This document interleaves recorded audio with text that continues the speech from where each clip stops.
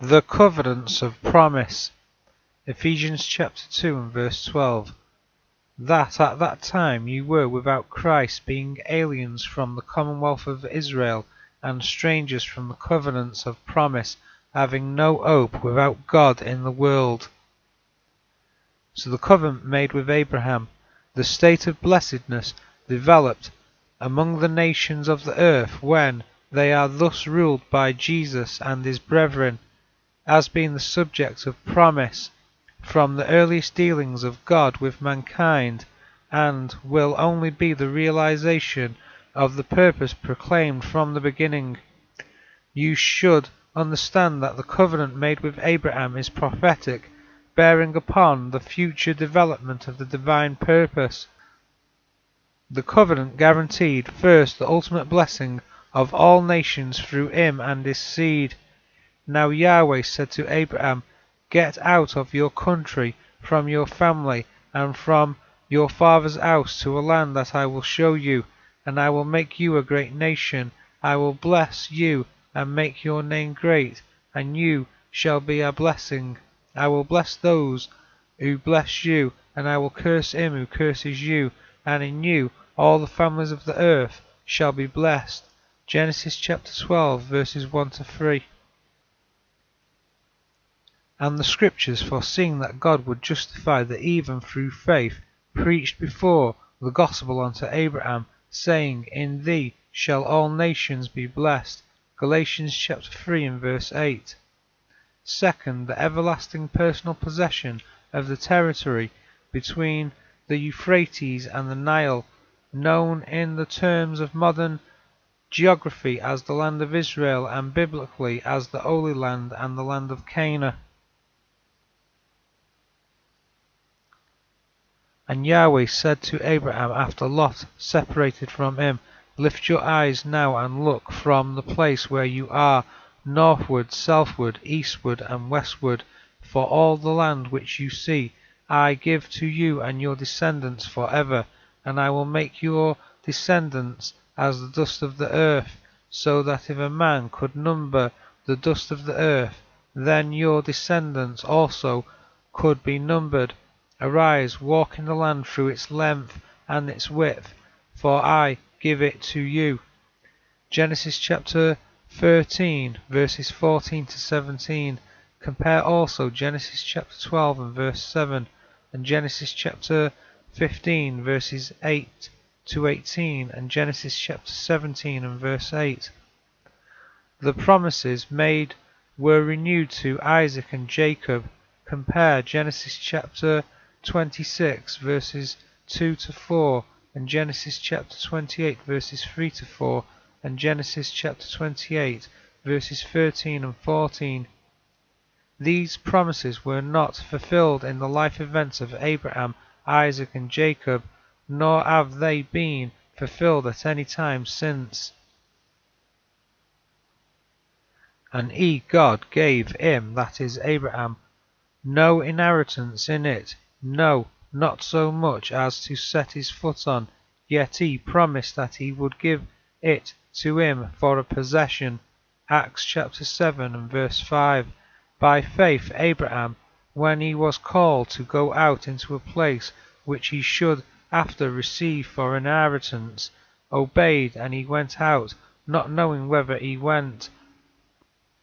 By faith he sojourned in the land of promise, as in a strange country, dwelling in tabernacles with Isaac and Jacob, the heirs with him of the same promise. Hebrews chapter 11 verses 8 and 9. These all died in faith, not having received the promises, but having seen them afar off, and were persuaded of them, and embraced them, and confessed that they were strangers and pilgrims in the land. Hebrews chapter 11 verses 13 to 35, and verse 39 and 40. Compare also Galatians chapter 3 verses 16 and 29, Romans chapter 15 and verse 8, Luke chapter 1 verses 68 to 73.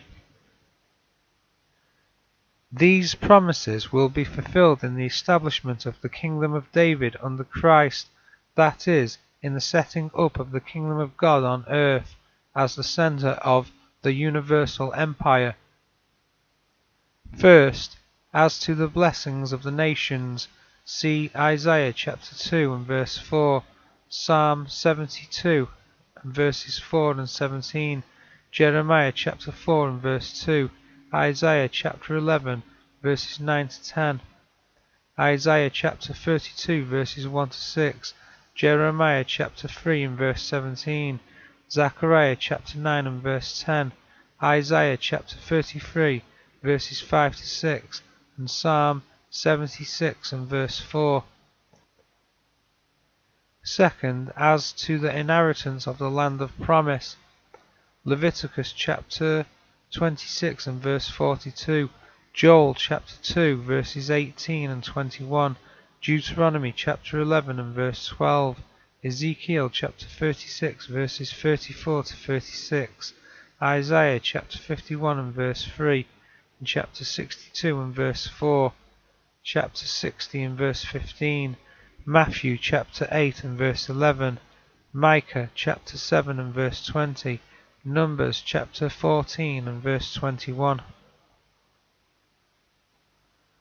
The promises made to Abraham, Isaac, and Jacob are yet to be fulfilled in the setting up of the kingdom of God on earth, when all nations will rejoice in the righteous government of the seed of Abraham, who shall save the children of the needy and break in pieces the oppressor. Genesis chapter 13 verses 14 and 15, Galatians chapter 3 and verse 16, Luke chapter 13 verses 28 and 29, Psalm 72 verses 1 and 2, and verses 4 and 5, and 7 and 8, Revelation chapter 11 and verse 7, Revelation chapter 11 and verse 15. Christ, the coming destroyer of all human governments and the appointed ruler of mankind, who will break the kingdoms of men in pieces like a potter's vessel and raise the standard of universal dominion in Jerusalem, the holy city. Psalm 2 verses 6 and 9, Revelation chapter 2 verses 26 and 27, the book of Micah chapter 4 verses 2 and 3, and verse 8. The saints, the holy ones, Christ's people, the destined kings and priests of the world, destined to reign with Christ over all the earth, administrating his authority and dispensing blessings to all mankind. Revelation chapter 20 and verse 6, Revelation chapter 5 verses 9 and 10, Daniel chapter 7 and verse 27, Psalm 149 verses 6 and 9. The promise to David, I will set up thy seed after thee, which shall proceed out of thy bowels, and I will establish his kingdom. He shall build an house for my name, and I will establish the throne of his kingdom for ever. I will be his father, and he shall be my son, and thy house and thy kingdom shall be established for ever before thee. Thy throne shall be established for ever. 2 Samuel chapter 7 verses 12 to 16.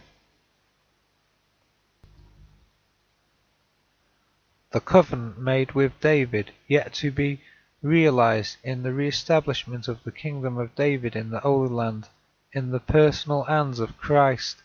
See 2 Samuel chapter 7 and verse 10, 12 to 13, and verse 16, Acts chapter 2 and verse 30, Luke chapter 1 verses 32 and 33, the book of Isaiah chapter 9 verses 6 and 7.